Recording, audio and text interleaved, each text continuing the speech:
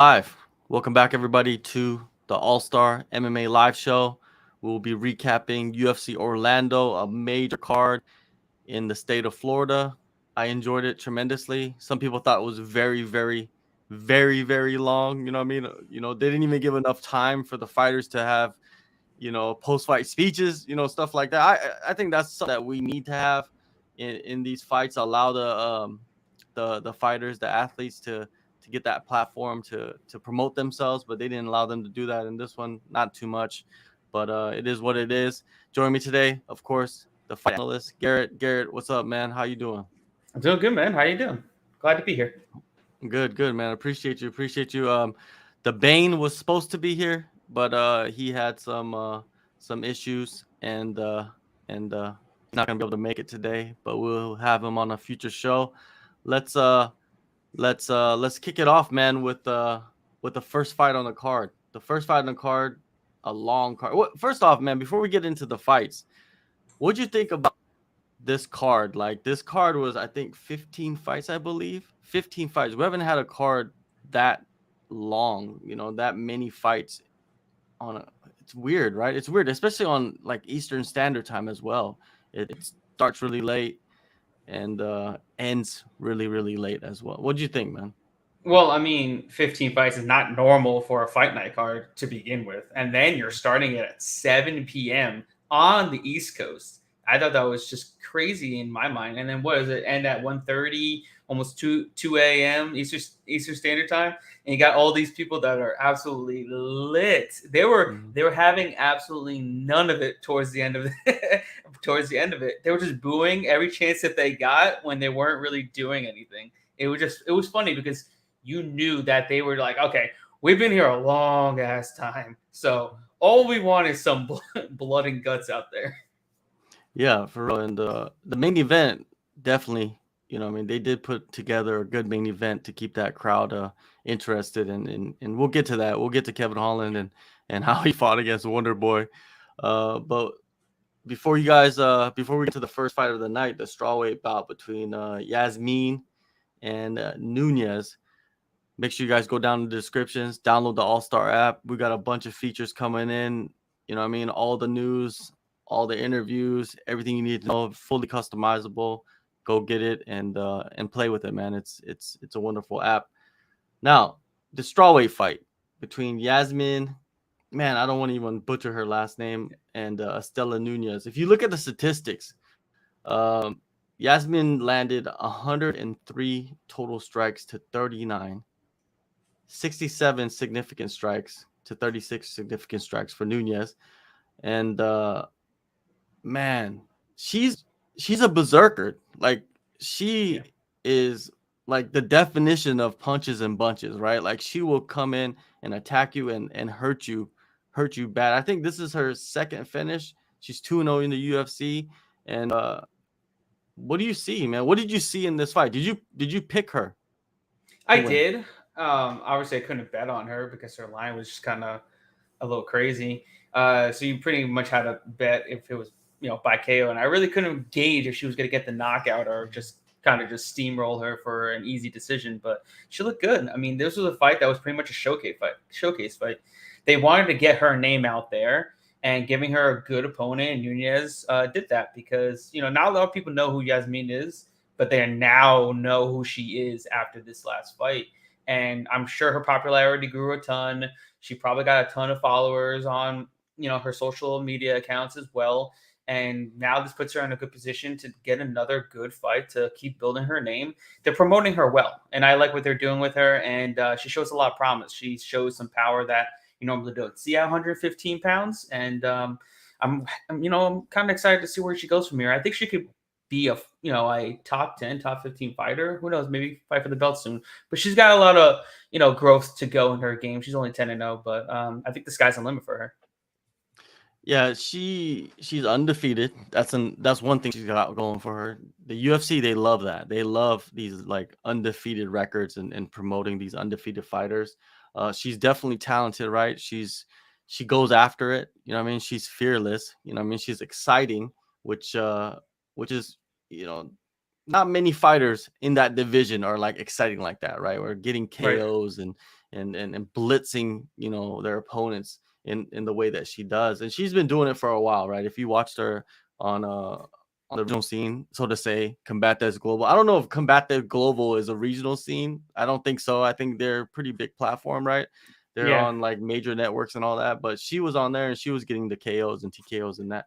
I think, she fought in like a one-night tournament before she got signed to the UFC, where she won 3 fights in a row. And the 2 fights, she got first-round knockouts, which shows you the talent and the level she is.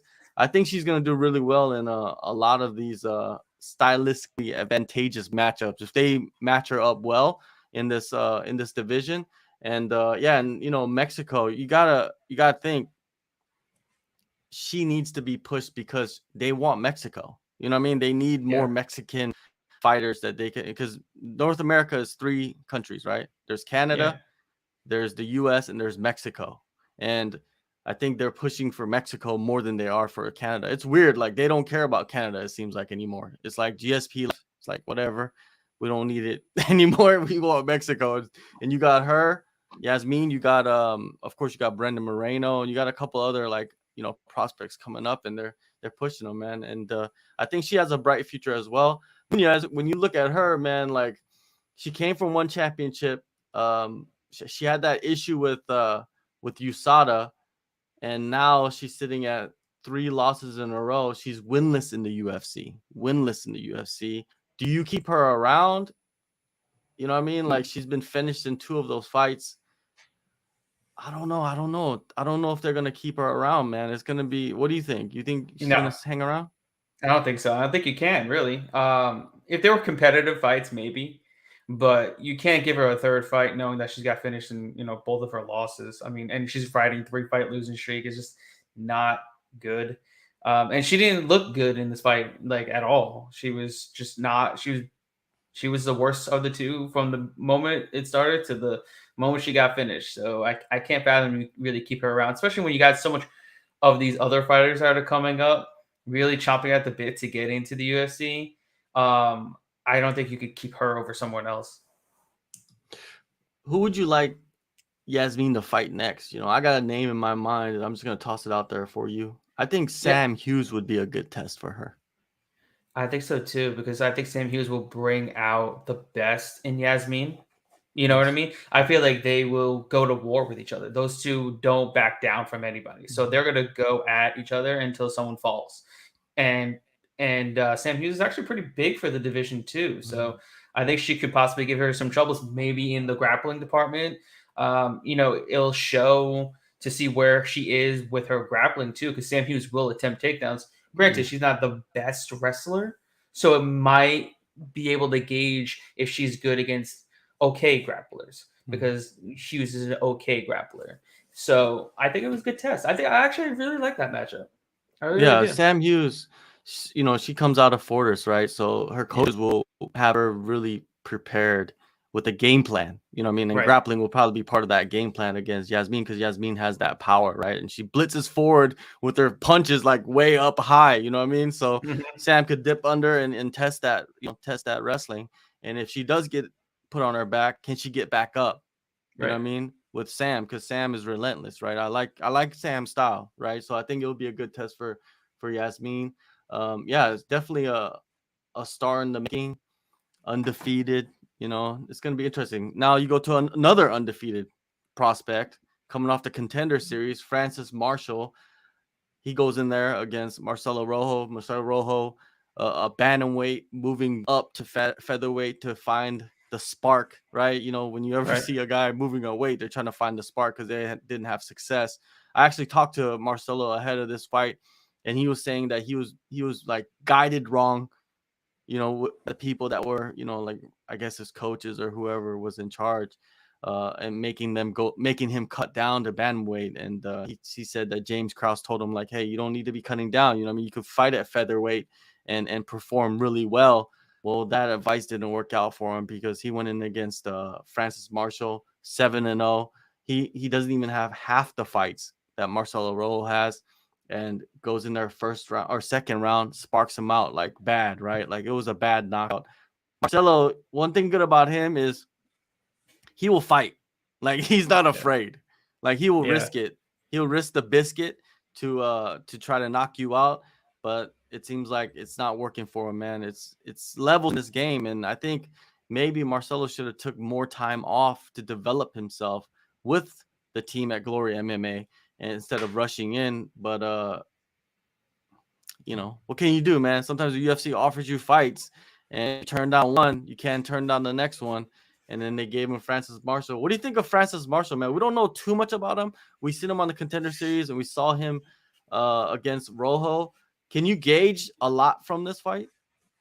I was definitely impressed because I wasn't normally impressed with him on the Contender Series because he didn't fight anyone really worthwhile. Connor Matthews, he was getting tagged a little bit in that fight, and he was letting Matthews kind of reverse him in some positions on the mat. Granted, he dominated him and he did well, but I just didn't think he would be able to beat Marcelo Rojo because of the experience factor. He's got power. He's got really good striking abilities, able to mix things up very well.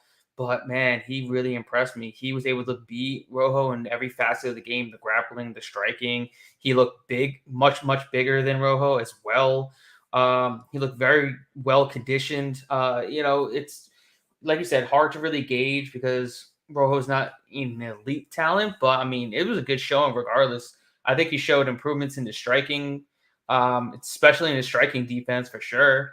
And I think I think he has a good future, man. It just needs to stay within himself, and if he gets some good matchups like this, I think he could shine. Still very young and a little bit green, but he's only 23 years old. He's got a lot of room to grow, and I think he's growing in the biggest organization. So it was a good win for him, good debut.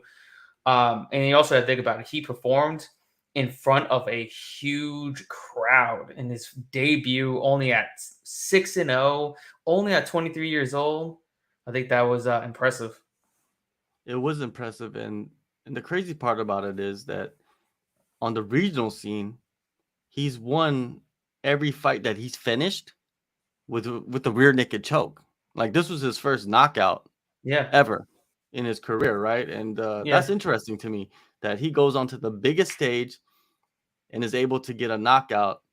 And yeah, man, it's I don't know. I don't know what to think, man, because he went in there and he's probably full of that anxiety, you know what I mean? The jitters and all of that. And he came through.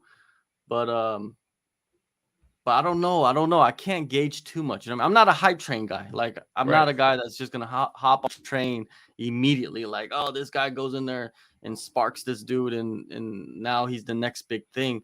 I don't know, man. That featherweight division is like crazy, right? Yeah. It's crazy. Like, if if you were to gauge him better on his like overall skill set, like who would you put him against? Damn. I don't even know. There's just like so many fighters, and I can't even think off the top of my head. Like at 145. Because I look, think if you look at the guys like just 2 fights ahead, and Jonathan Pierce and Darren Elkins, he's nowhere near the level of those two fighters, not even yeah. close. But maybe you give him another contender series guy or a guy that's coming in that's like 1-1, in their short career, because they gave him a guy that's 0-2, really on the brink of getting cut in Rojo.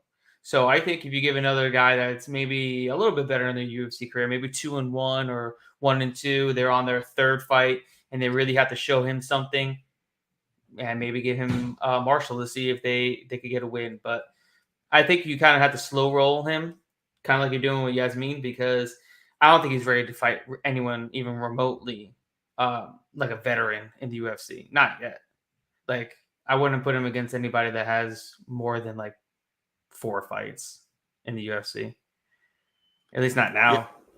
Yeah, that's what we think, but the UFC doesn't think that Yeah, way, right? right, Because they're right. like, oh, he got a knockout, you know what I mean? Like he beat a guy that's much more experienced. Okay, now let's put him in there against another guy, like you said, that that that has a couple fights, right? That has at least like 3 fights, maybe a little bit more than Rojo, and test them out. You know what I mean? You know what would be interesting if they put him against Chase Hooper. That'd be so messed up though. But like, I feel like if you put anybody against Chase Hooper, it's kind of like messed up because I don't know, man. I mean, I like Chase Hooper a lot. I'm a big fan of his, but But you Chase go against. Hooper's 11-3. His record is not bad. No, it's not. It's just like you see him brutally get beaten. It's like you don't want to see that. You don't want to I see that think, happen. but I Chase think it'll be a Hooper good needs fight a though. win. Yeah, Yeah, I it'll be a know. good fight. I think it would be I think it'll be a competitive fight. I think Chase Hooper will be able to show us a lot more in his next fight. You know what I mean? I think it was just he had just had an off night against Steve Garcia. Steve Garcia had a great game plan against him, did well. But I feel like Hooper needs to get in there and get a good win. And I think this would actually they could be a competitive fight though. Yeah, they're gonna have to put him against somebody that's like coming off a loss, that's a Yeah. little bit experienced, maybe like a Makwan Amirkhani, someone like that. I mean, he does have a lot of fights in the UFC, but I think like that's the type of fighter that they're gonna probably want to put Marshall against. Maybe even like a Stephen Ocho Peterson, someone like that. Like I think those are the guys that you're gonna see fight a Francis Marshall. And then those are the guys that are going to take the fights against the Francis Marshalls, right? Because right nowadays, when you talk to fighters and they're in the position of like a Joe or a American, I don't know how much they're getting paid, but there's certain guys that are still on their first contracts, like you said, 2-3 fights. So they don't really care who they're fighting. They just want to fight, even if it's a young guy. They don't care about the name. They just want a good matchup, and they want to just go there and fight out their contract so they can get another contract, right? Their next contract, get more money. And take their chances. So yeah, it'll be interesting. What do you think about what do you do with Rojo? Do you cut him?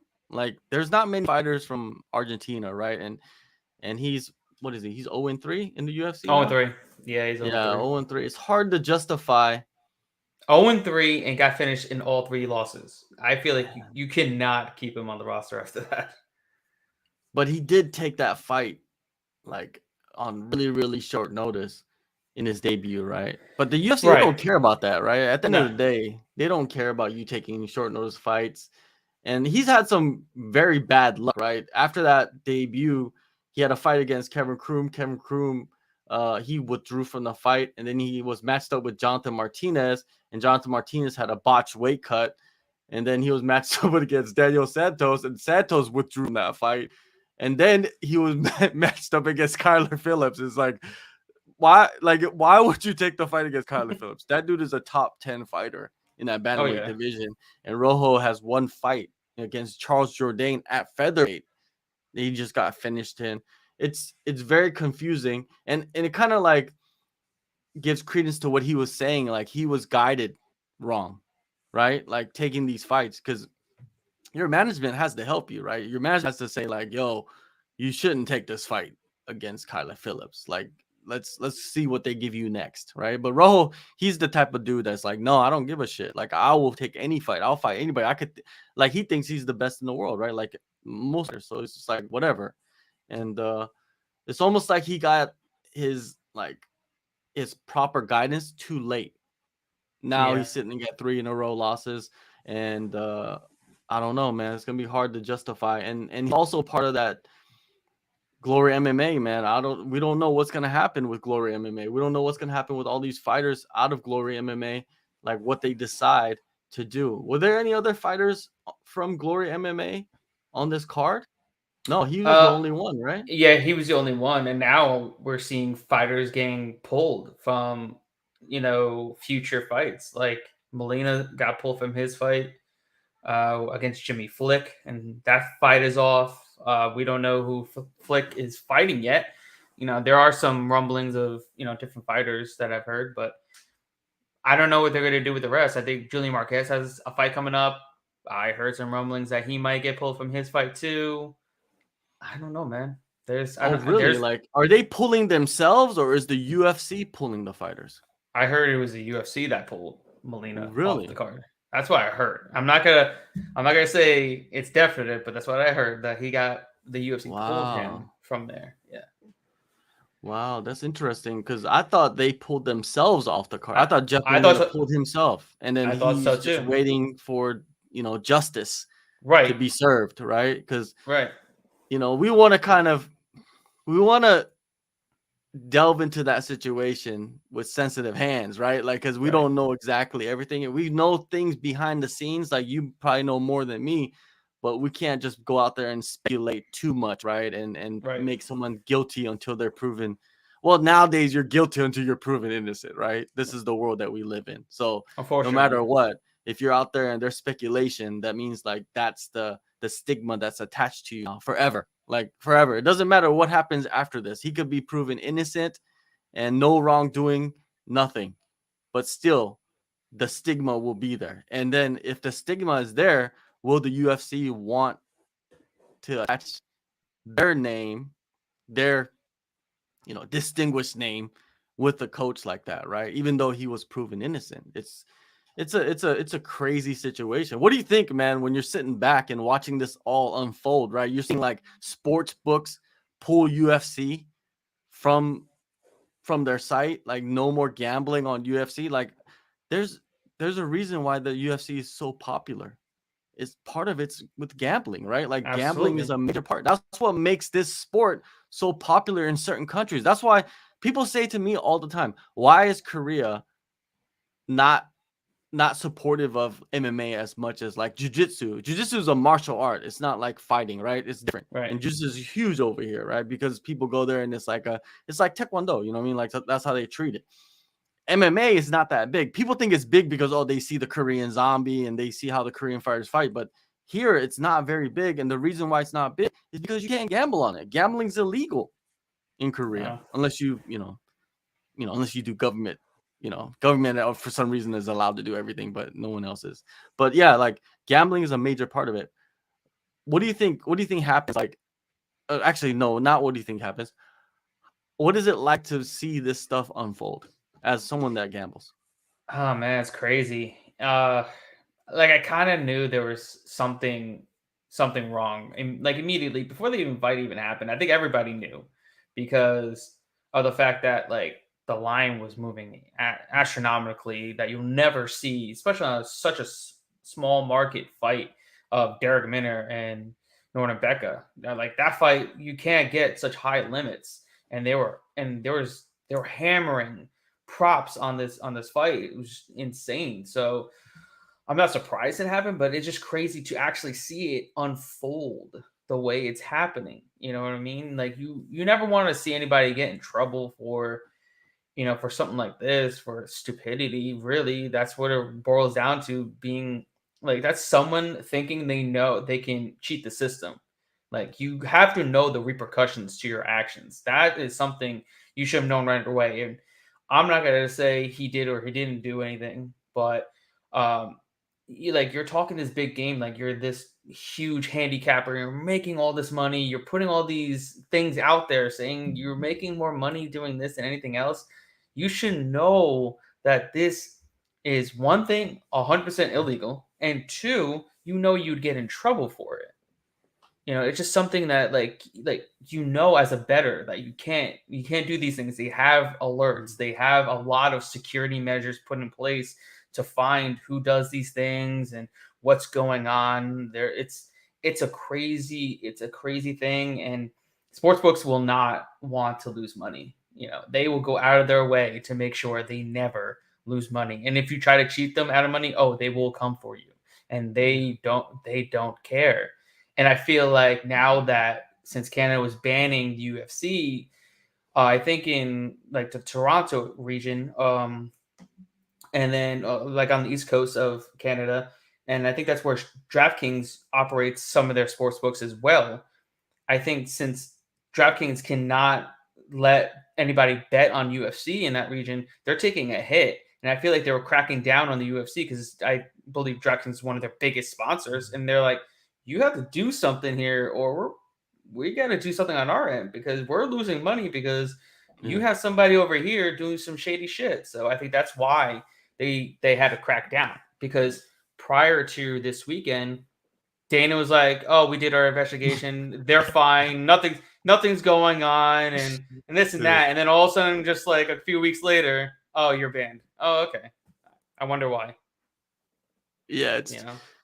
and when you go back and watch like interview that James Krause did with Errol Hawani on his show. I think right after he decided to retire officially. I think that's when he did the interview, and he blatantly says that he makes more money gambling on fights than he does coaching anything. Like that's where he makes money. He blatantly says that he has a Discord where he discusses gambling, bets, all of that stuff. And even Ariel asked him, like, did you bet on Brendan Moreno, your fighters? Do you bet on your fighters? Like, yeah, he said it like very like confidently that he bets on his own fighters. You know what I mean? Like on the fights. Like, I was like, man, that doesn't look good at all when this investigation going on.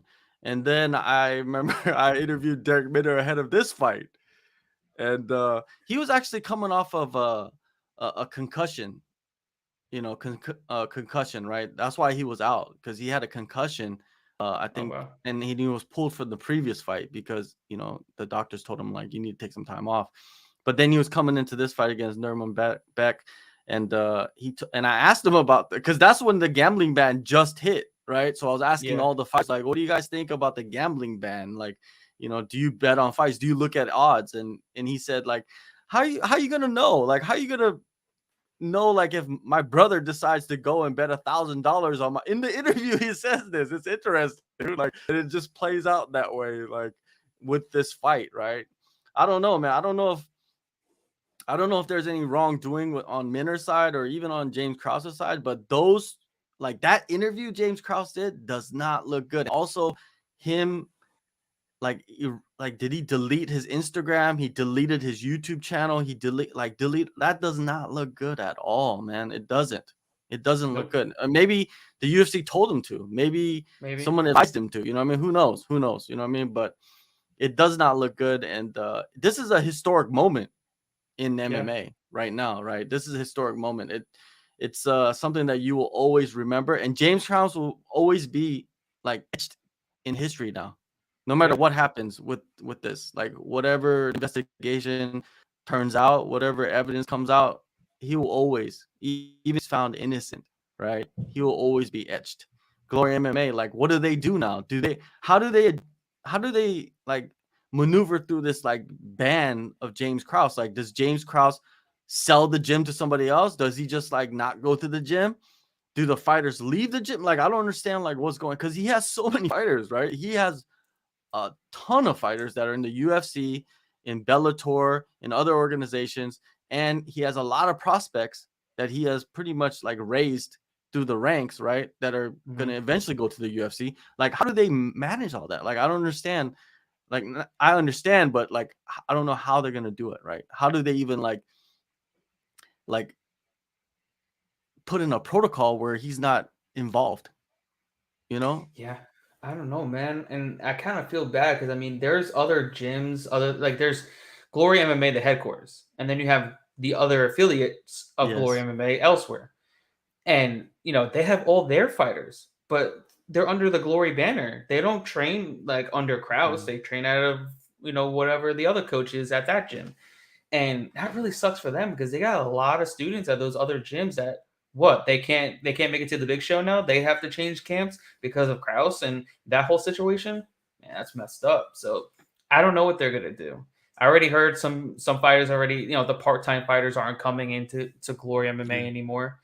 And they're staying wherever wherever they do their other camp, the other half of their camp.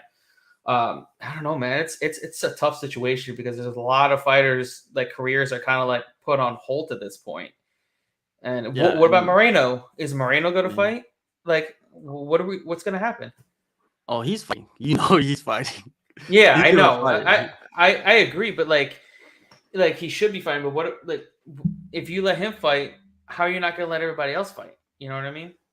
That's true. You know how UFC is. They're selective on a lot of things as well. Yes, that's true. They can do what they want, and we can speculate all we want, and it doesn't really matter. They're gonna do what they want anyways. They don't care. Yeah, they don't, and they're always gonna look out for themselves. And usually Of that's what course. people do, right? That's, businesses, especially when you're a multi-billion-dollar company and you're in debt with multi-billions of dollars, right? Like, because $8.8 billion, I don't think they just gave cash for that, right? There was Right. a lot of loans taken out for that sale.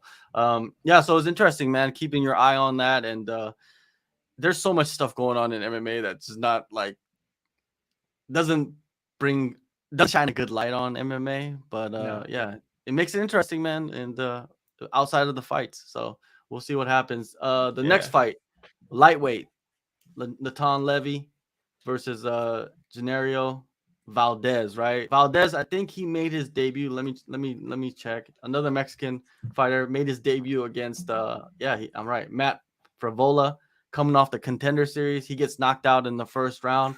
This time around, he comes in against Natan Levy, a decent striker, and pretty much gets styled on for 15 Yeah. minutes, right? Did you Yeah. place any bets on this one? I actually did. I had Levy parlayed with I think Nicolau in a parlay. I think they were like minus Oh, 110. So I brought it all the way down, cut out a lot of the juice there. I thought he looked good. I wanted to see more grappling out of him early on, but he looked good in the striking early. He dropped. They didn't even count any of those knockdowns that he had in the first round for some odd yeah. reason. Like if you go on UFC stats, they have zero knockdowns for Levy in that first round, and he had like three, almost four in that first round. And I'm like, okay. And actually, it was DraftKings. DraftKings, they didn't give him any knockdowns in that first round. I'm like, that's insane because I had Levy in my lineup.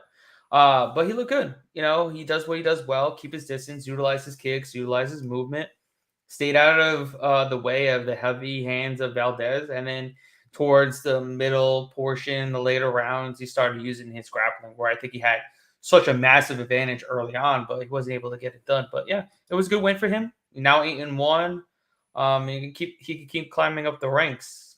I think he's got a good skill set, and I think I'll take him far. I don't know if he could turn into a contender, but as of right now, I think he'll be like a middle of a pack type of fighter. Yeah, he's still developing, Right. Levy, right? So his last two wins are against Valdez and Mike Breeden. He lost his debut against Rafa Garcia, all decisions, right? So this guy, he's going to decision for a loss or a win. So Right. looking for when you bet on fights, right, and you look at a guy that's going to decision constantly, like every fight he's in a decision where even if he wins or loses, do you bet the decision? Like, do you risk that against someone like him? Depends on the fight that he's going against. If Mm-hmm. the fight he's going against, has the chin or the submission defense to hang in there, yeah, I'll take the shot on the decision prop if I need to cut out the juice. Like minus 200, yeah, you really don't want to lay the juice on there. So you probably want to bet the decision prop, which probably would have cut it down to, I think it was plus, I honestly think it was like plus 200 because the sub was favored over the decision in that fight. So everybody was betting Levy to win via submission, but and then Levy won the decision. Everybody was betting the sub here. The Yeah. books, but the books thought he was going to get the sub as well, but he comes out with the decision. So that's why I don't like betting props too much, unless because like anything could happen, man. Like you can slip on a banana peel because like look at the people that we'll get to it later, but look at the people that bet on Wonderboy by decision. You know Yeah. what I mean? Yeah, true. Levy, he's interesting, man. And I think if you match him up next, he probably would be a good matchup for someone like DeCasey, someone that lost on the card. If we'll get to it, the fight coming up. But DeCasey, he's had 13 fights in the UFC.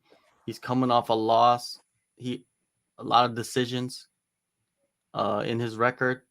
And yeah, I think it's a good stylistic matchup for someone like Levy, right? It's a good test, and it's actually a good fight for DeCasey to get another win or to get back into a win column, right? After losing to Michael Johnson. But Valdez, man, they're gonna put like that's two in a row, right? Where he's lost.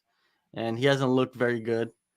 Um, it's going to be interesting to see who they put him against, but they're going to probably put him against another veteran, right? Or somebody that they're trying to build up, like Yeah. a new prospect, right? That's coming into the UFC. And man, he's got to win that fight. You know what I mean? He's got to win that fight. A lot of these guys are coming in with not enough experience, and they're getting manhandled by these guys that are much more experienced at a higher level. You know what I mean? There's experience, but then there's experience at a higher level with like certain stylistic matchups. And I think Valdez has an experience that Valdez seems like he's a guy that just wants it to go in there and brawl. Yep. Right. And that's good for the UFC, right? Like they want guys to go in there and do that. But I don't know. He's like cut from the lineage of Darren Elkins for some reason. You know what I mean? That's the next fight. Let's transition over to that one. Darren Elkins, the guy that like everybody's like every time he fights, Darren Elkins is a warrior. Darren Elkins is like so durable. When does that become like Darren Elkins needs to switch up his style and fight smart? Like when does that tell me, Garrett, man? Like when does that change? I don't know, man. I don't think that's ever going to change. That's embedded in Elkin's DNA, is just to go in there, eat a ton of strikes to the head, bleed profusely for 15 minutes, and just put on a hell of a performance and lose by decision. That's just what he does. He didn't look great, let's put it that way, but Darren Elkins is tough as nails. He hung in there much longer than I thought he would. Honestly, I thought Pierce was going to run through him. Pierce looked great, though. I give him his credit. He looked phenomenal, good with his defensive grappling. We saw a lot more of his striking. His striking looked crisp. He looked good defensively everywhere. I think this was a great win for him. What is he now? 5-0 in the UFC, 5-1, or he's won 5 in a row, or something like that, or 4 in a row. He's looking really good, and I'm excited for him because I didn't have a lot of praise for him until he came in and just started wreaking havoc at 145 pounds. Once he made the drop down from 155, it's pretty damn massive for 145. He's huge. And I think that bodes well for me. He uses that to his advantage with his wrestling and his reach. I don't know, man. I think Pierce could really be a top 15 fighter. I've liked what I've seen from him. He's improving every fight. He's taking the necessary step up in competition as well. Beating someone like Darren Elkins is a good win for him. And I think he could possibly get a fringe top 15 fighter next. Yeah, Pierce is very good, man. When you look at his record, debuted at lightweight, lost that to Joe Lauzon. You know what I mean? He got caught in that weird position where he got pounded out in the first round. Not a loss that, you could build off of it, right? It's not a loss where you just like go into depression. Like you could build off of Right. Joe Lauzon's. He's slick. But after that, man, like he's been on a run, dude. Like Kai Kamaka, that's a solid win. He finished him in the second round. Omar finished him in the second round. Omar Morales, he's a solid fighter as well. Christian Rodriguez beat him by decision, and then Amir Khani finished him in the second round. And now he finishes off with Darren Elkins' decision. Very solid performance.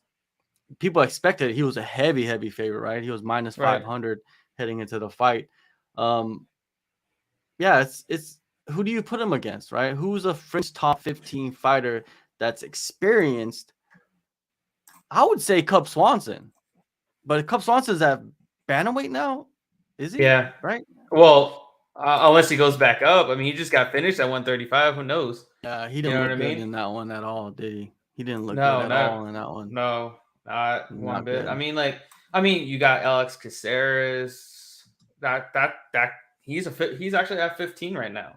Give him Alex Caceres. Why not? Go against him. French top 15.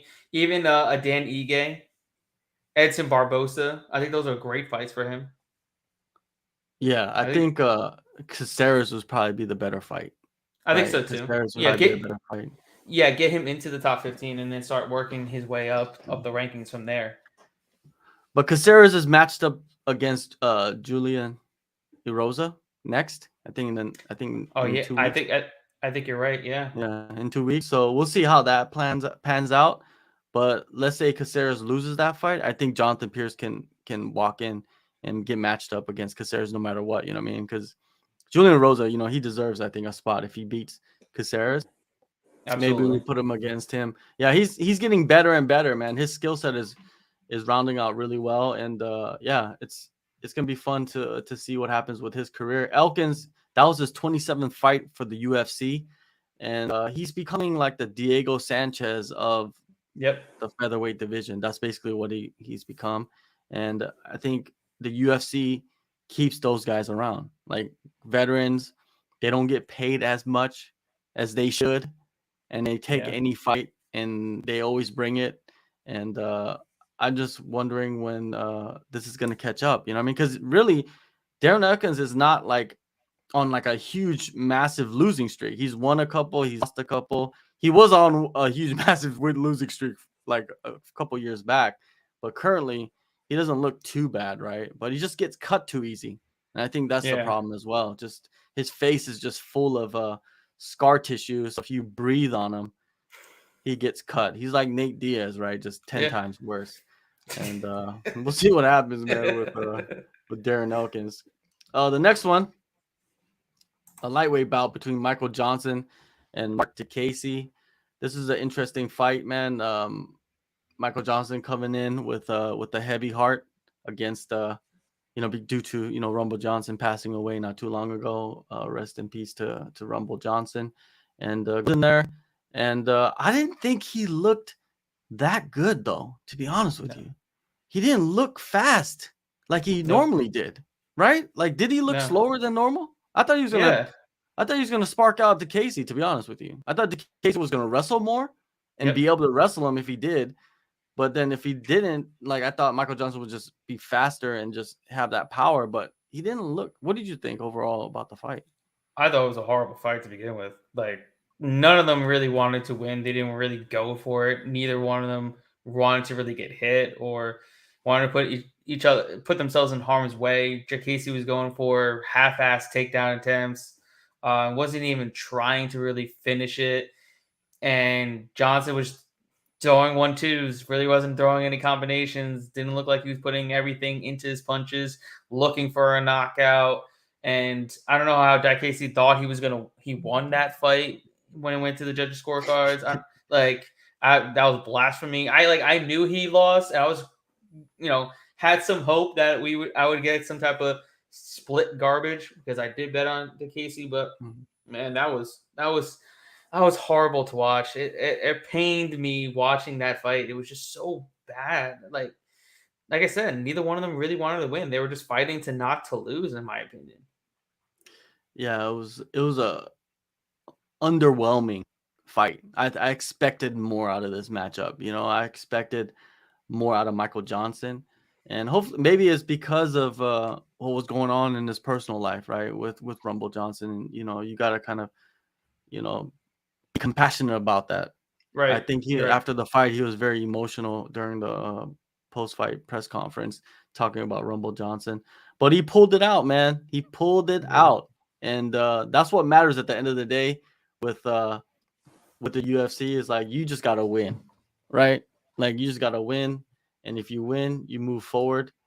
And I talked about DeCasey maybe fighting Natan Levy. I think that's a good matchup for both guys to maybe possibly build off their career. Natan Levy jumping back in building a win streak, and then DeCasey getting back in the win column. Man, Johnson has 27 fights in the UFC. Man, he has just as many fights as Darren Elkins. Isn't that wild? Man, it's like we've been watching him fight since forever, bro. Like Yeah, he's fought years the and best. years. Like I've been watching this, since I was 14, 15 UFC, and we've been watching Johnson fight I've been watching him fight, it felt like forever, honestly, for a long, long time. And it's crazy that he's still 2010 is when he started fighting for the UFC. damn 12 years we've been watching the fight, bro. That's insane. And he's still at a high level, though. Yes, he's 21-18, and he's alternating wins and losses. But he had a split decision loss against Jamie Malarkey, who he could have arguably won that fight. And now he beats Casey. He beat Alan Patrick. I mean, he's still fighting at an extremely high level, which is kind of crazy. He is. He's fighting a high level, and man, he's fought the best of the best at lightweight. Like he beat Ferguson, he beat T-Bow, Melvin Gillard, Edson Barboza. He knocked out Dustin Poirier. He beat Feely. He beat the GOAT, Artem Lobov. You know what I mean? Like he has like, I don't know if he has a Hall of Fame like record, but he has a record that is respectable, Oh extremely yeah, respectable. And I don't know. I don't know how longer he will fight, but I think he will fight as long as the UFC keeps him around. You know what I mean? Like, but he's a guy I think he should, to be honest with you, I think a lot of these guys should just like fight out their contracts and go fight for the PFL. oh They're yeah, giving away millions of dollars. yeah, Why would you not want to, like, like you see right now with what's his name? Charles Rosa calling out Brendan Loughnane yeah, about like fighting for, like, a lot of the guys should be doing that. Why would yeah. you want to be in the middle of the pack for 10 years and not even make $1 million, right? Because usually middle of the pack guys are probably making like 20 and 20 for like a long time, when you could just go and fight one season and get $1 million and then go to the next season and get $1 million. Like it's possible, right? But I think Right. a lot of these guys can't handle that schedule of fighting. What was it, 4 times in 6 months or something like that? It's hard, man. It's not an easy thing. It's not easy. But No, and then also you have to figure out like if you don't win that $1 million, you'll be making less than your UFC contract. You know what I mean? possibly, yeah. So you got to get Yes. a good solid uh what is it, guarantee pay, right, for Right. the season. And then yeah, if you got to be very confident in your skill set, like to go in there and say, hey, I'm gonna risk the whole year for this season and then rest the rest of the year. But we'll see, man. We'll see what happens. Like there's a lot of old guys, I mean, fighting on this card. Like the next card after that, the next fight after that was Guida versus Scott Holtzman. Scott Holtzman's retirement fight, right? And Yeah. I think it was the right time for him to retire. Like it just didn't seem like he's facing Clay Guida, right? Like Clay Guida's Clay Guida. Yeah, he fights, right? And he's kind of like Daryl gets in a way, right? Yeah. He's kind of like at that point of his career, not really much to talk about in this fight. It's a split decision for Clay Guida. And the only thing that I wanted to ask you about is, like, say like you bet on a fighter and they lost and they go to decision, but then they win the split. Like, how is the emotions of like a bet like that? Oh, it's the greatest emotion of your life. Yo, like I think I've had that happen maybe just a few weeks ago. Oh yeah, it was Charles Johnson. When Charles Johnson won his Oh fight. yeah. Oh man, I went nuts because I'm like, oh, he sure as shit lost. And then nope. I'm like, oh yes, holy, let's go. Because like, there's no way you should have won that.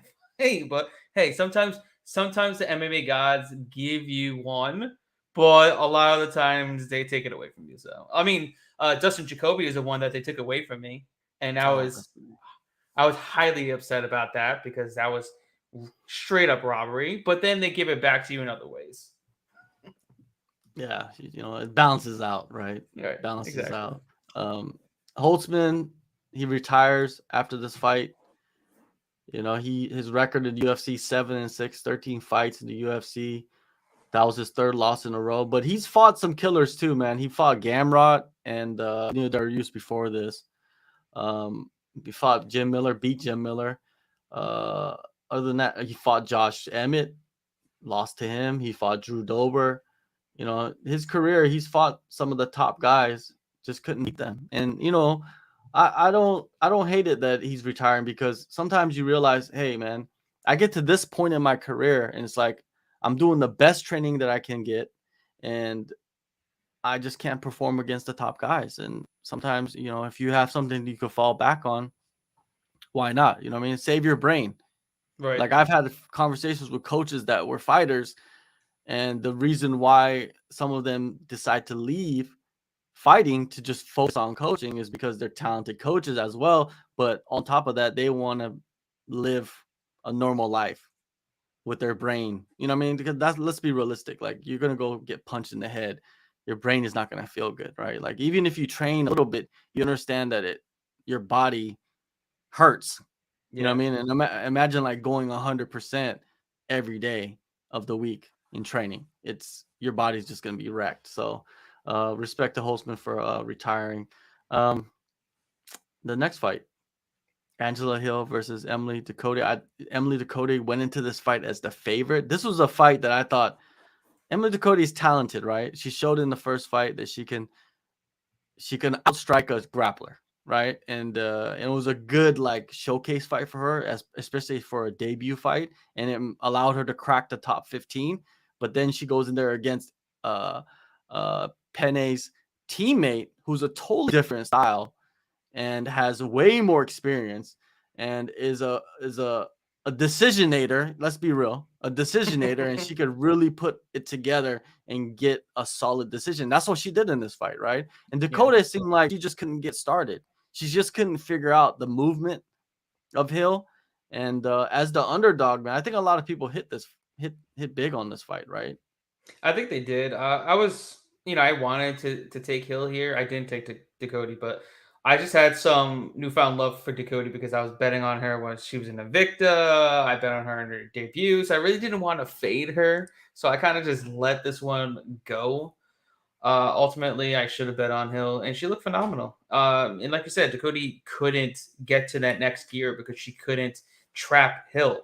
The bigger octagon was not in her favor whatsoever. She couldn't, move forward without getting punched in the face, and she wasn't utilizing those calf kicks that she was against Penne at all. I thought she would utilize the calf kicks to help stop the movement of Hill, but she barely even touched the legs. So I don't know. The game plan was off. She wasn't also attempting takedowns, and she was just getting just like in a lull.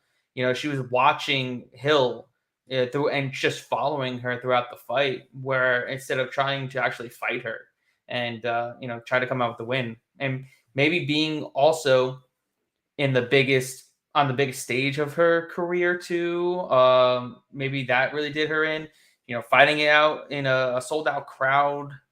Yeah, I mean, it's definitely something new to her because Invicta is definitely it doesn't have crowds like the UFC does. So the walkout and everything maybe took a toll. We really don't know. It takes a toll on different fighters, but Hill, you can't really take anything away from her. She looked phenomenal. She went in there and showed that there's absolutely levels to this, and Hill is still a mainstay in that top of the division. She's not going anywhere.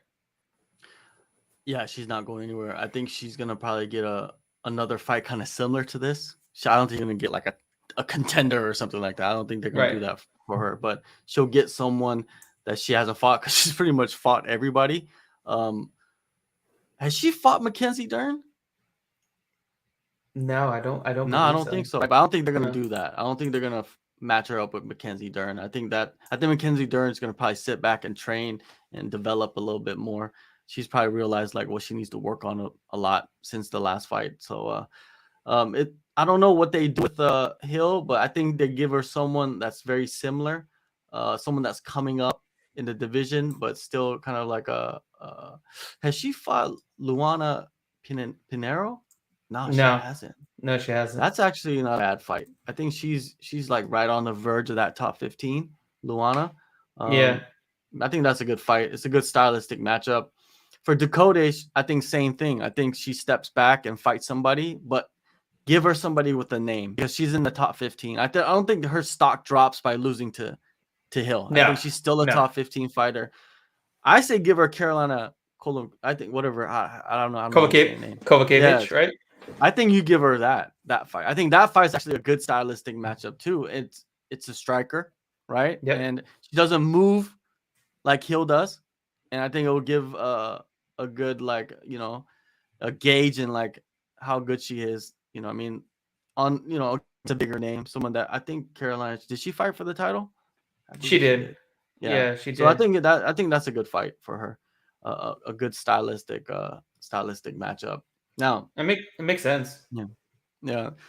The next fight, Philip Rowe versus Nico Price. Nico Price always a good fight. You know what I mean? Probably there's a few guys probably on this card that you should never bet on because they're just so unpredictable. I think Nico Price is probably one of them, right? Like he's Yep. just so volatile that you can't really gauge on like what he's going to do, win or lose. Correct? Yeah, it sucks because I'm a huge fan of Nico's, but like he just looked off too. He looked considerably slower, and due to probably the surgeries or the procedures that he had done on his knees, which led to the long layoff, and he just wasn't able to, find his range against someone who's much taller, much longer than him. He was winging punches from different angles. Yeah, he was touching him up a little bit. He was hurting Rowe in the last round, but I mean, he emptied the tank and he literally had to because he was down 2-0 to Rowe, where Rowe was just doing as he pleased, staying at range, pumping the jab, using his long range attacks. He looked phenomenal. This was a great win for Philip Rowe.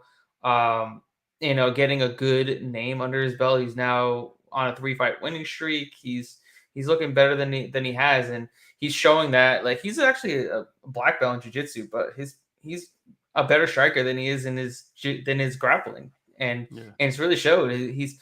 He's gone leaps and bounds better since his previous days, and I'm liking what I'm seeing from him. And I don't know who he should fight next, but where could Nico Price go though? That's where I want to know. Where does he go from here, especially after getting knocked out the way he did? When you look at the statistics, right? Nico Price was the volume guy. Like he landed 150 strikes compared to 64 for Philip Rowe. Like it was just way more volume for Nico Price because he's just so active, right? But then the impact, that's what you really want to look at, and that's where Philip Rowe comes in. He was just more damage, more impact, and you kind of, in a way, you kind of see like the power levels going down, right? When Philip Rowe would land, and Nico wasn't doing much to Philip Rowe, and Philip Rowe looked really good, man. I think he's had some really really good stylistic matchups, and yeah, it's 3 in a row, 3 finishes. You got Nico Price, Jason Witt, Ryan Cozy. It'll be interesting to see what they do with him. Right? It's like, who do they put him against? Because you want him to kind of like build up. You don't want to push him into something too crazy. But then you want to see something fun, right? I say you put him against Brian Barberena. I think that'll be a fun fight. I think that'll be interesting. That'll be a barn burner because those two, they're going to stand there and trade, and I think that brings out the best of both fighters, especially Philip Rowe, where a guy's just going to stand there and trade right in front of him. He's not going to get taken down. He's not going to have to worry about the takedowns because his takedown defense isn't great, but he's gotten better. He's actually gotten a lot better. We've seen that in this Nico Price fight. His takedown defense got better, and he was the one that was landing takedowns. So I don't know, man. He's made some major strides, and I'm happy to see it. He's improved a lot. Yeah, I think that could be a possibility. They're kind of close in the rankings as well, and for Nico Price, they're gonna put him against somebody that is gonna bring out like a dog fight, someone that's gonna probably stay on the feet and exchange with him. I could see them put him against like an Andre Fiallo, someone like that. He's coming off 2 losses. He needs to get back in the win column. Use a veteran. Good fight. That's a good fight. A very good fight. And or they could put him against like a Miguel Beza, right? The Caramel Thunder. They could do that. There's has he fought Court McGee? Has he fought Matt Brown? Like these are matchups that people would see on like a fight night and be like, oh, that's not bad. That's interesting. Like I would like to see them go at it. Maybe a Danny Roberts. That's actually a very good fight for Nico Price. Yep. Who knows? But yeah, we'll see what happens, man. Philip Rowe, they still need to kind of build him up, right, and give him veterans that are very good stylistic matchups. And I think Barberena would be good. The next fight, a middleweight fight between Eric Anders and Kyle Dawkins. A lot of people were saying that Kyle Dawkins came back too soon. Like that was something that what did you think of that fight? Oh, Absolutely, I 100% believe that because he just like he took one punch from Anders and then it just completely changed the landscape of the fight. But that normally wouldn't happen prior to the Delitzi fight. I mean, he could take a punch. He took punches from Kevin Holland in the Kevin Holland fight. I mean, he's been taking punches prior, but like, man, that Delitzi fight really completely changed his career. He battered his face so bad, and then coming back so early, I think it was way too early. You can't really take anything away from Andrews because Andrews looked great. He looked crisp. He had good takedown defense. He looked that was honestly the best performance of his entire UFC career, if I'm not mistaken. That was a phenomenal performance, and he looked like he made some strides. He's gotten better. He improved and he flowed really well on the feet. And he just looked good, very powerful, very quick. He just looked rejuvenated. I don't know. He's normally looks slow out there, but he looked really fast in this fight against Dawkins. He was faster of the two, more powerful of the two. He was just the better fighter. Yeah, he just looked better. And one thing interesting about this matchup and just Kyle Dawkins is like the headbutt. I think the headbutt affected him a lot as well because his jaw didn't look like after the headbutt, like his jaw, like something's wrong. Something was off right there, right? Like I don't know what was going on, but he didn't look like he was, and he can't, and he just like he didn't really take a rest. He just said, "Let's go, let's get back into it." And yeah, man, he dropped him a few times. It was not a good fight for Kyle Dawkins. Eric Anders, after the fight, you noticed that he was really like going through something ahead of this fight with his confidence and everything, and he really needed this fight as well. I think Kyle Dawkins, him too. You know, he needed this fight, but what can you do? Eric Anders, man, I see him. He's back in the win column after losing 2 in a row. The last one was via split decision. I would like to see him fight. Yeah, I'd like to see him fight Armin Petrosian. I think that would be a good fight. You know? I mean, it'd be fun, but I feel like he would get absolutely dominated in that matchup, though. Oh, you think like so? he would The not. striking? Oh yeah, he won't be able to get in range. He'll be kicked to death, like horribly bad. Like you need to go against a guy that's like a boxer. Like you go against a kicker, he has no idea how to get in range, and he'll just be whipping at air. And Petrosian, I think, will probably catch him at something. It would kind of look like the same type of fight Petrosian just had against another guy that's more of a boxing centric striker with a little bit plus grappling. Kind of the same thing with Eric Anders. What about Chitty Bang Bang? Ooh, that would be a good one. Yeah, that's a good fight. I think that's a good one. That's a good one. There's a few options. Yeah, there's a few options. You know, you got Ian Heinisch as well. Like that'll be, you know, he's been out for a while, but he's coming off 2 losses. What about Mahmoud Muradov? He's another solid matchup for Eric Anders. Yeah, it's a few options out there. Bruno Silva would be another option. That's a good one too. Against, right? That'll be a barn burner. Yeah. Kyle Dawkins, that's how many in a row for him? That's 2 in a row, right? That's 2 in a row for him. Yeah, I think it's a good idea for him to take the rest of the year off. Well, there's not many months left in the rest of the year, but I think he should come back maybe towards the end of next year, take some time, recuperate. Yeah. He's had some major injuries, man, during his UFC run so far, right? He had that thing with his eye. I mean, like, what was it? Like, yeah, he's had some like tough fights. And a lot of headbutts for some reason in his fight. I think there's been headbutts in the last 3 fights. His last 3 fights, which is wild to me. And it all started with Kevin Holland, man. Kevin Holland's the bad juju from Kevin Holland, man. Like he's not doing anybody favors. The next fight, Roman Dolizé versus Jack Hermanson. Roman comes in short notice, and takes on Jack Hermanson, number 8 in the middleweight division. And impressive. Yeah. I was picking Dolizé to win this fight because he just has that death power.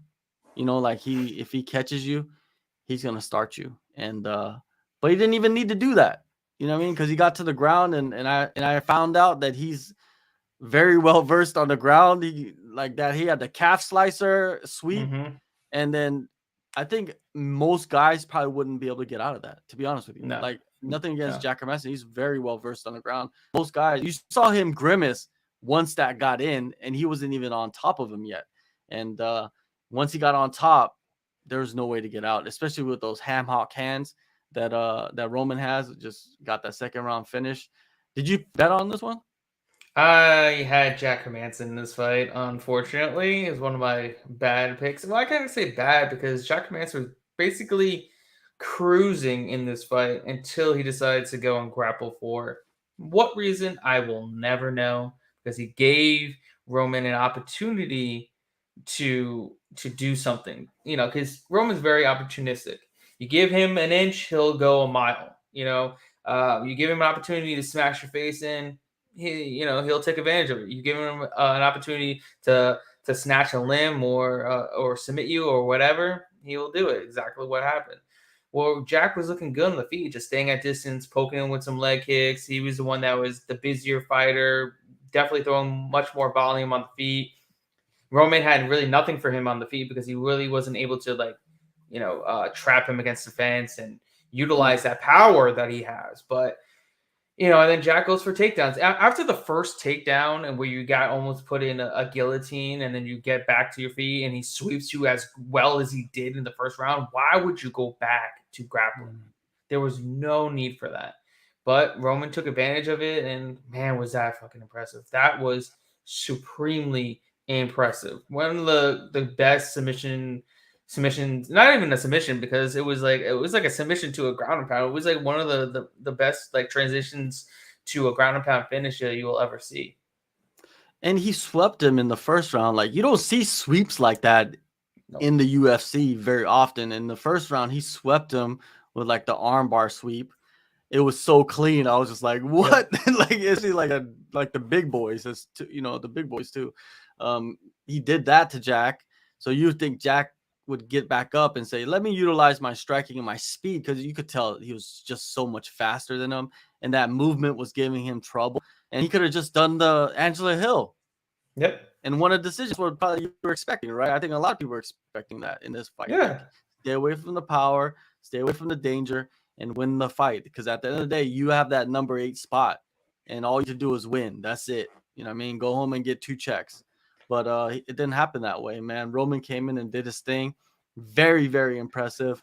Probably one of the most unique finishes of the year. Probably the most unique finish of the year, right? Like, you use the submission to get the TKO finish. Where do you see that? Not very often. No, that wasn't right. Never. Crazy. That was crazy. So you got to put that up there as like top 5 finishes in the year, right? Like, probably the best finish of the year, maybe. Arguably, yeah. It's got to be top 3. Yeah. If not top 1. I can't really think off the top of my head because there's so many. There's just so many finishes over the year. But I mean, what's really better than that? I mean, you had a calf slicer. He could have finished just with the calf slicer, but instead he held his one arm down and just battered him for the next 15 to 20 seconds. That was insane. He wanted the violence, man. He wanted that violence. And I say, like, Roman, he probably came out of that fight pretty healthy. Yeah. And I say you put him in the fire, put him against Marvin Vettori. Marvin Vettori doesn't have a fight. Put him in the fire. And Marvin Vettori is always complaining about nobody wants to fight him. Let's get him in there. Let's see what he can do against Marvin. And Marvin can grapple. He can wrestle too, right? So let's see how he handles Marvin's wrestling. And Marvin can strike. He's not a finisher, but he can win fights, right? And he can utilize good game plans. Let's see how Roman reacts to that. His nickname is the Caucasian? Or is it Caucasian? That's, I don't know, man. Maybe I don't know how to read. But I think it's the Caucasian. I think it's the Caucasian. I think so. Wow, I wonder where that came from. I don't know. Yeah, well, but yeah, I like that fight. That Marvin fight. That Marvin fight's a good one. It is. They need to put him in the fire, man. Like, they need to take advantage of this streak he's on. And the Georgian fighters are coming up, man. and he's leading the way. He's leading the charge. Um, Yep. the next fight, heavyweight fight. I think this is the only heavyweight fight on the card. Tai Tuivasa versus Sergey Pavlovich. Sergey Pavlovich, a guy that I think nobody really wanted to fight, and Nope. they came to Tai and said like, "Hey, you want to take this fight?" And Tai took the fight. Right? Tai is a guy, he probably doesn't say no to No. fights, and that's Yeah. why the UFC loves him, and we know why the fans love him, because he brings Right. it, and that's what he did in this fight. You know what I mean? Like, he came back. A lot of people also said he came back soon. After that fight with Gon, because they went to war in that fight. They went to war. That was probably one of the best fights of the year, him and Yeah. Gon, right? And probably the Yeah. best heavyweight fight of the year.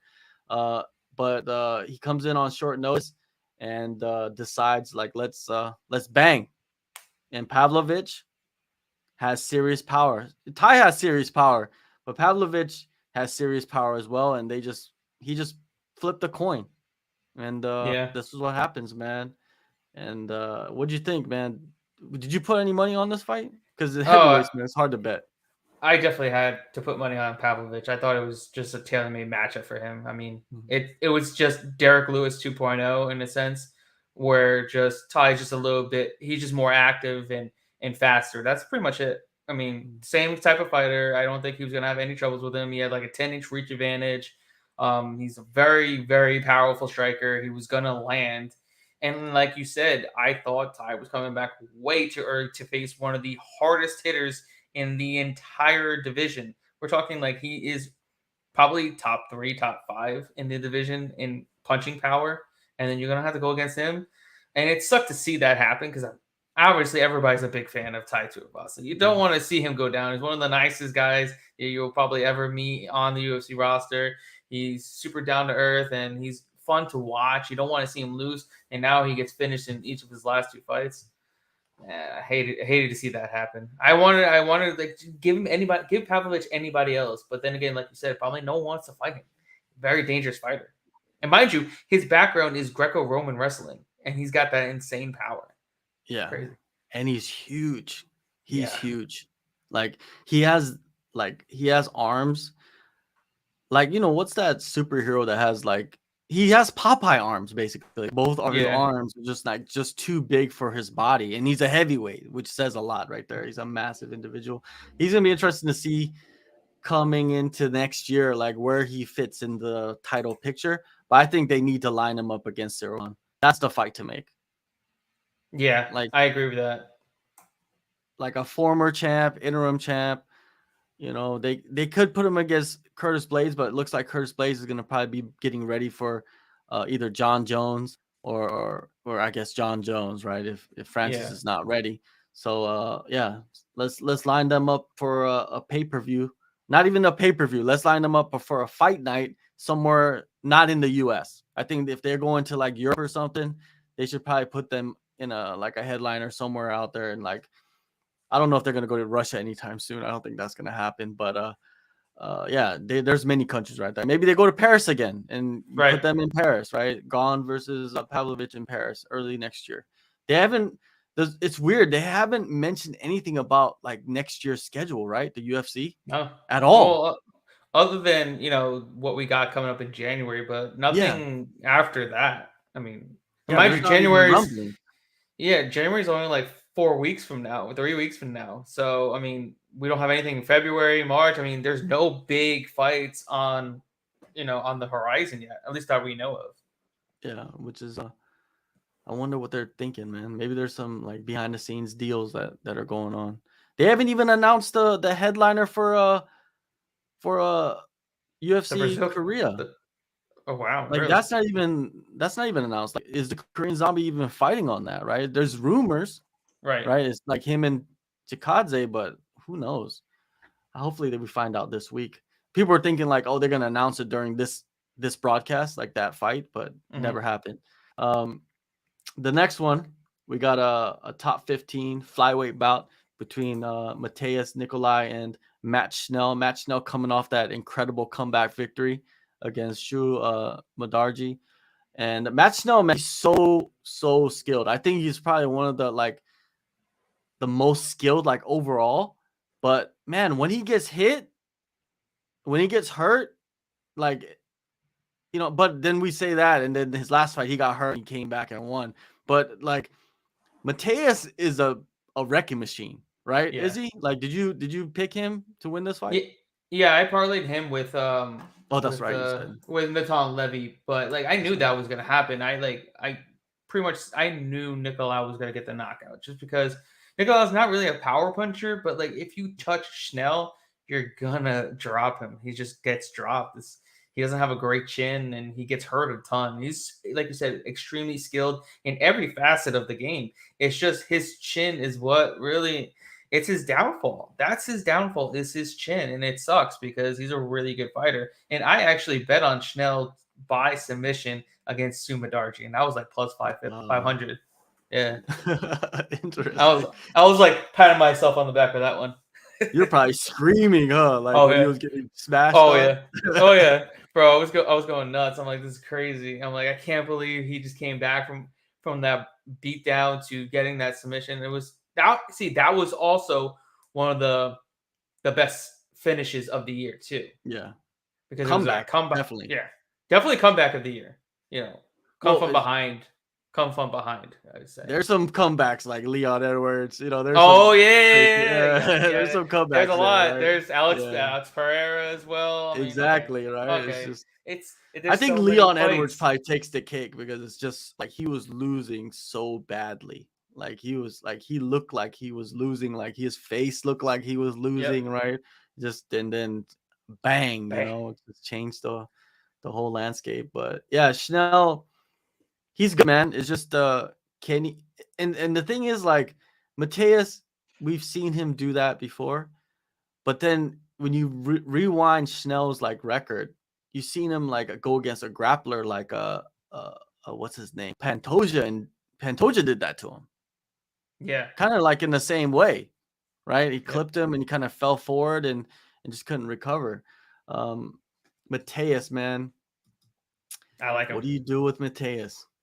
I like him, man. He's super well rounded. He's super skilled, super technical.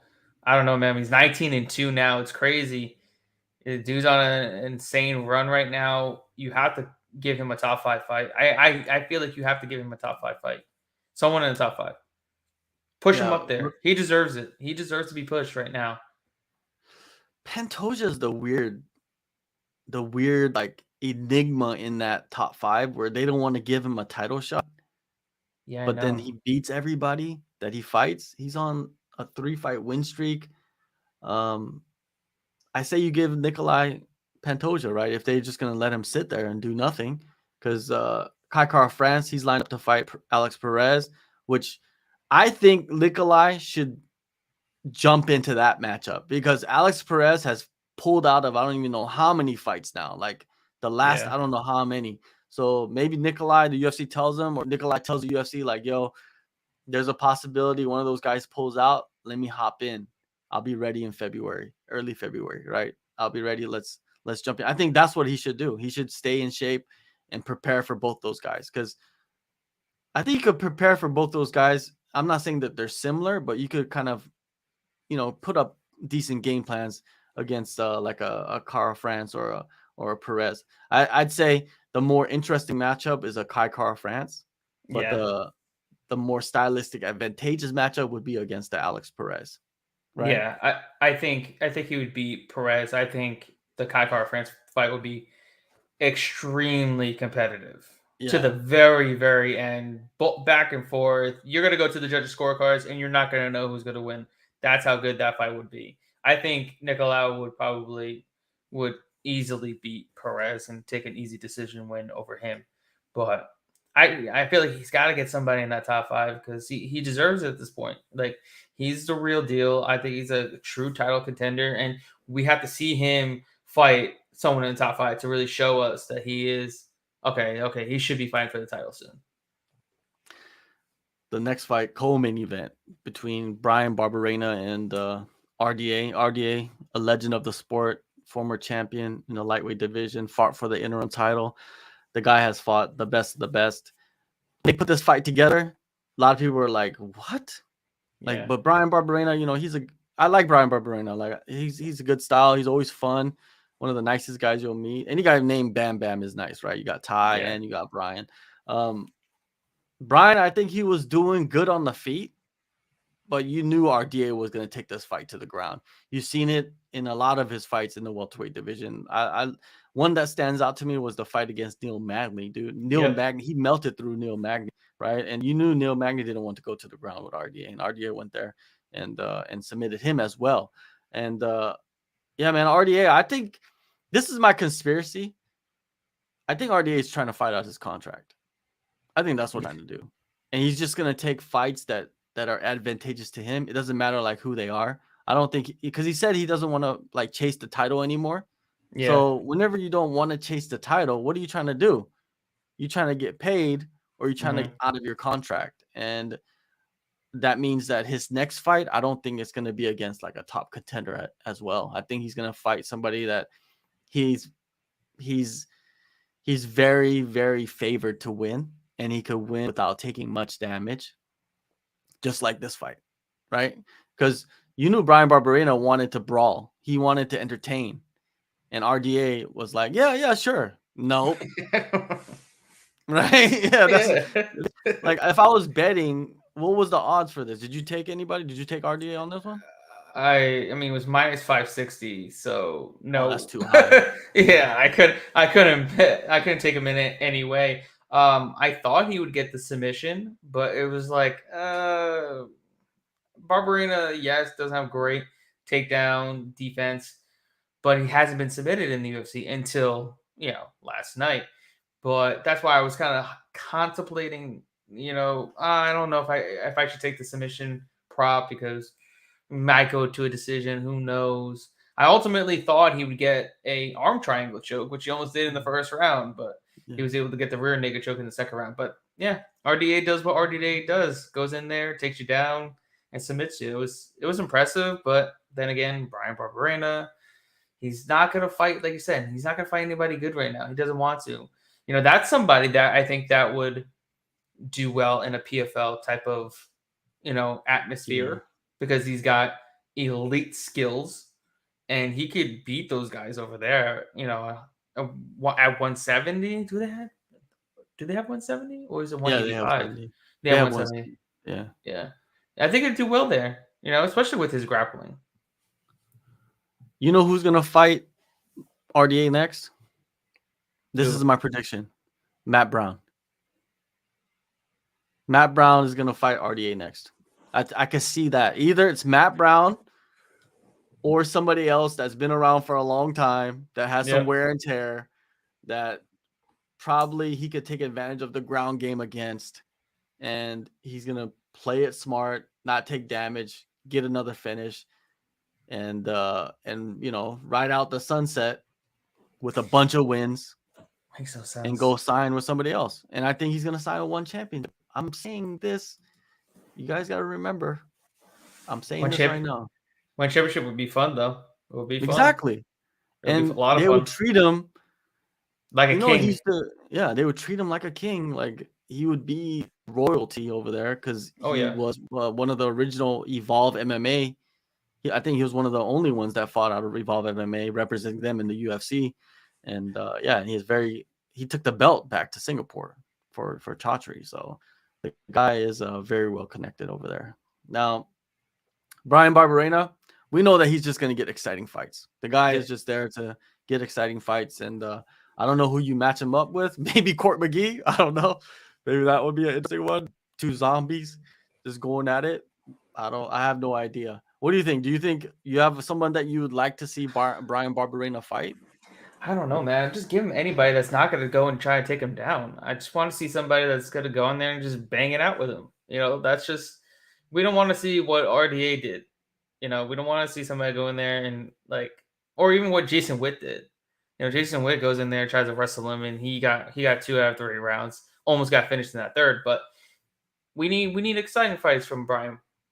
We don't want him to go against a grappler. I really don't know. I don't have any names off the top of my head, but yeah, man. I mean, no one wants to see Brian in a boring fight like we just saw, because that's what's gonna happen. He's just gonna get laid on. He doesn't have great takedown defense, and he doesn't have a great get up game either, unfortunately. Yeah, it doesn't look good. We'll see. We'll see what happens. I think he takes a break and he'll be back, man. The UFC likes Oh him, yeah. and he doesn't turn down fights. The main event, you had Kevin Holland versus Stephen Wonderboy Thompson. Stephen Thompson, he needed a win badly.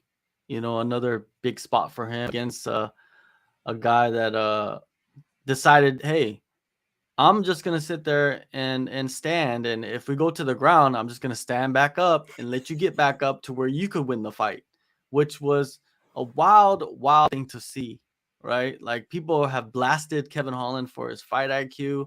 He's a guy you probably can't bet, right? You can't bet on him, right? Like it's just hard to decide like what's he going to do? Is he Right. gonna go out there and actually fight so he can win the fight, or he's gonna go out there and try to entertain? And winning that 50K bonus is nice and all, but from a bettor's perspective, what'd you think of Kevin Holland? Well, I knew right off the bat there was no way I was playing Kevin Holland at a premium of -170 all the way up to -180. There was no way. He hasn't fought 25 minutes before. He's arguably going against one of the elite fighters in the 170 pound division, welterweight division. And I know for a fact he's not going to grapple because that's not what Kevin Holland does. He's not going for takedowns. He's going to go out there and strike, and he's not a great wrestler in his own right either.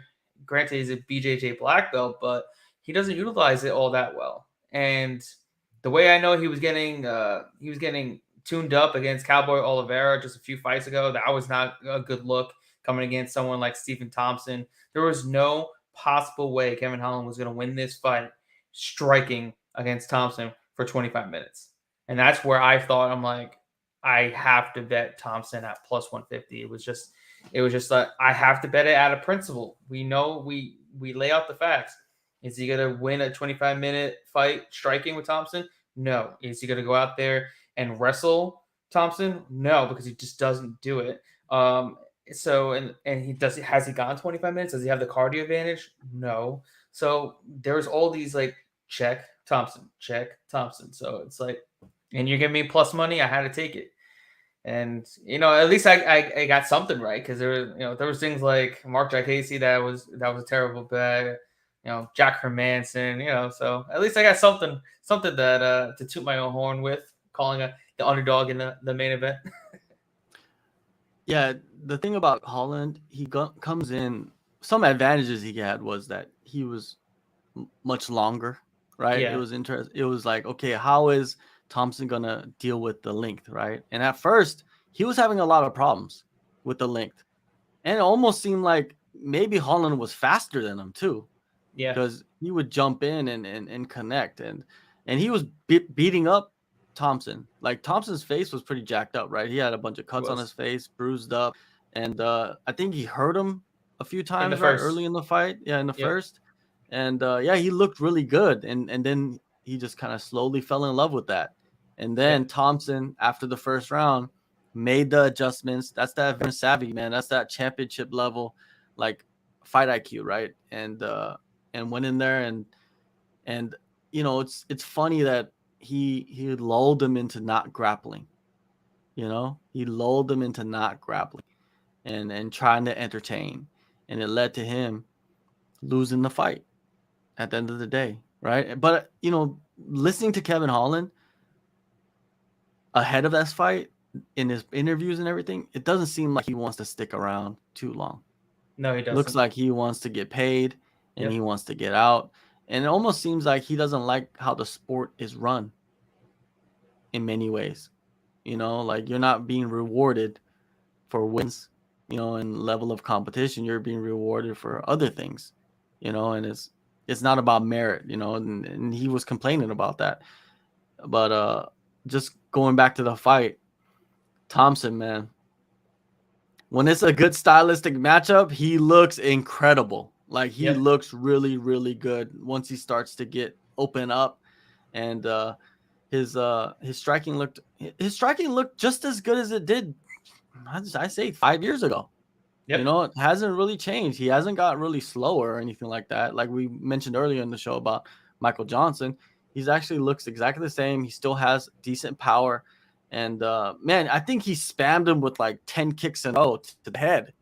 And Holland just stood there against the cage, was just trying to block them with his hands.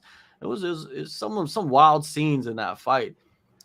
Kevin Holland broke his hand. He said, I think in the first round, and yeah, that probably caused a lot of problems. But that's when he should have started grappling. Right. Right. Exactly. He Exactly. should have started grappling. You know, and he has the advantage there.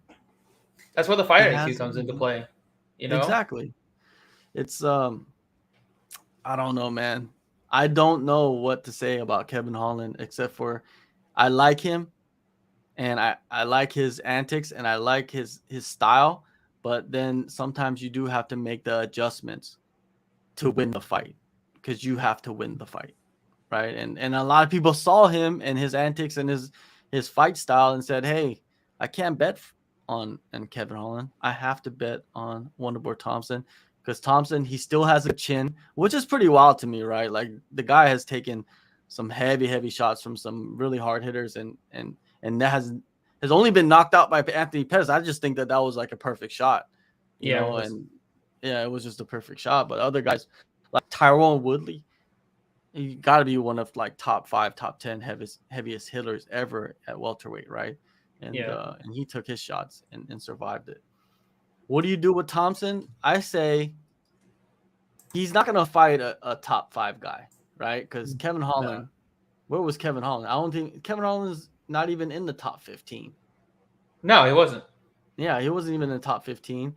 And in the top 5, you got Burns, who beat him. You got Covington, who would beat him, stylistically terrible.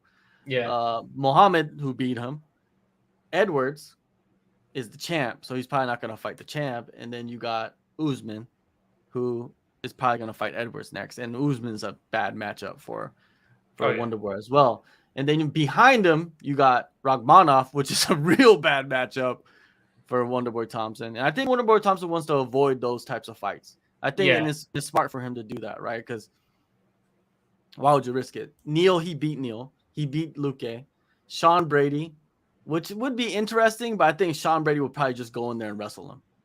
Because he lost his first fight of his career in his last one. I think he'll just go back to like what he likes to do. Then you got Magny, you got Masvidal, you got Chiesa, you got Pereira, which is actually a really, really good matchup right there. You got Pereira. Masvidal, I don't think he's going to take the fight against Thompson.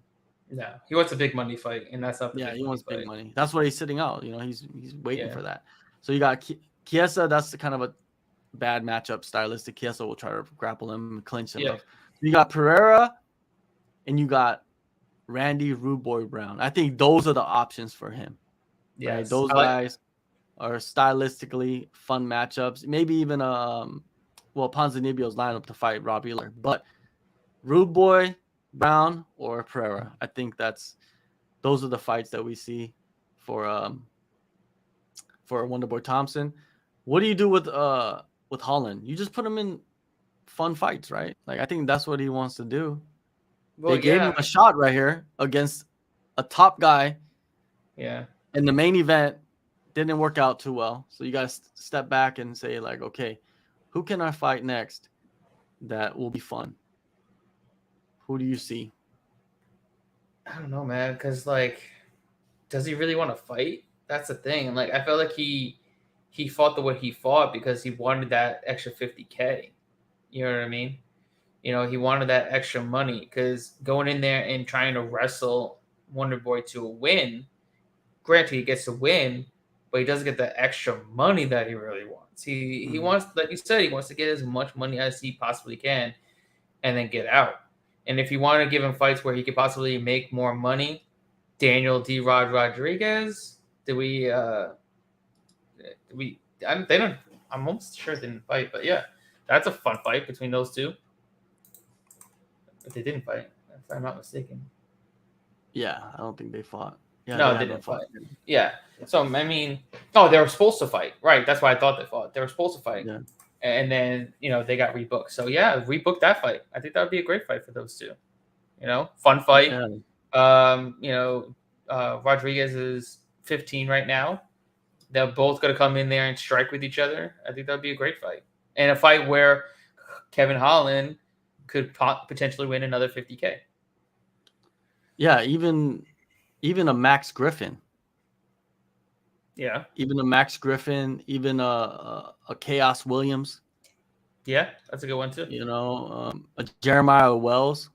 These are all like really good matchups for Kevin Holland, and actually good matchups for his opponents too. You know what I mean? Because Kevin Holland has some clout, right? He has some name value, and a lot of those guys could probably use some of that name value, right? And that's what you want at the end of the day. Absolutely. There you go, man. We went through this, man. This was a long card, but we went through it. And it was. we got into it, and yeah, man. I appreciate you guys showing up to the live. Make sure you guys go down into the descriptions and download the AllStar app. Next week we will be back for another recap show, most likely with a fighter, UFC 282, a major card. Man, I just wanted to get your thoughts on like UFC 282, man. It doesn't seem like it's that big of a card, right? Like, especially with Yuri and Glover, you know, getting pulled. What are your what's your excitement level for this? It's mid right now. It's not extremely high, especially when you have Paddy Pimblett and Jared Gordon as your co-main event. It's not fantastic, but there are some good fights on the card. Darren Till's back, Bryce Mitchell and Ilya Taporia. That I should be more of a co-main event than Paddy Pimblett, but here we are. But I'm just excited to see Ankalaev finally get his shot at a title, because I think the title is going to run through Ankalaev for a while now. I think he's the best in that division. I think he's going to show it against Jan Blachowicz, and we'll go from there. But yeah, we got some good fights. We got some up and coming fighters. We have mainstays. They're good fights. It's just not overly exciting, as UFC 281 was, or even UFC 280. What's the odds on that fight? Which one? Which fight? The main event. The main event. I think he's a decently sized favorite. Yeah, it's minus 245 right now for Ankalaev. Oh, really? Yeah. That's pretty wild, because Jan Blachowicz is a former champ. Yeah, I'm assuming a lot of people are either hammering Ankalaev. They hammered him early, or the bookmakers just believe, he opened up at minus 210. Now he's all the way bet down to minus like 250 at some spots. So yeah, a lot of money has come in on him pretty early. But yeah, it's really hard to really play him at that price, considering, like you said, Jan is a former champion. He still looked good even in his last fight. But I can't bet against Ankalaev. I think he's, like I said, I think he's a real deal. I think he's the next champ. I think the division's gonna run through him for a bit. All right. Well, appreciate everybody for watching. Make sure you go follow the AllStar on Twitter and Instagram and Facebook. Where can we find you, Garrett? Let them know. Man, you can find me on Twitter at Fight Analyst LLC. You can also go on Facebook. I'm there. I like to talk a ton on there as well. I'm just the Fight Analyst on Facebook there too. So yeah, hit me up, send me a message. You need some insight? I'm there. I'm there to help you guys make some money. That's what I love to do. All right. See you guys.